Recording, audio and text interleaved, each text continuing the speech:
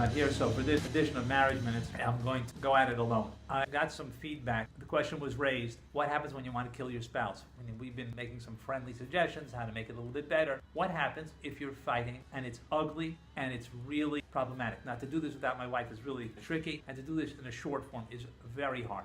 I'll just try to give you really short how I think this works, but I think there's a lot more to say, so you'll have to stay tuned for this.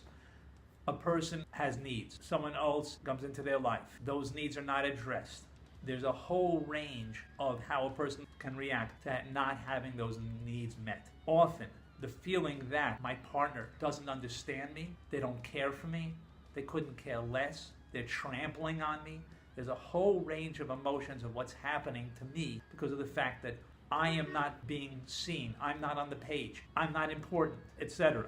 I then will have a reaction of some sort. I'll either be able to tell her, this is bothering me, but more often than not, I'm going to react more intensely. And I'm going to react with some sort of very intense reaction. I may disappear from the scene. There are husbands and wives which disappear. They go cold. They just kind of go into their own den, to their own cave. And there are other people that fight, which means in order to protect what I need, in order to get what I need, I'm willing to fight for it. And therefore they fight. What happens when they fight? The other partner has their needs, and they're being attacked. They will then also react in some way. They will either disappear or they will also fight. So you have couples that fight each other because they each have needs that are not being addressed. You have couples where they both disappear, and you have couples, one of them fights and one of them disappears, and that makes the other one fight even more. Where are you going? And then that makes the other one disappear even more. This is very, very simplified. But in general, if it's blood and guts, if it's really ugly, you should be aware there's something that you're not getting that you really need, and you got to figure out how to get it. She's not getting something she really needs, and she has to figure out how to get it,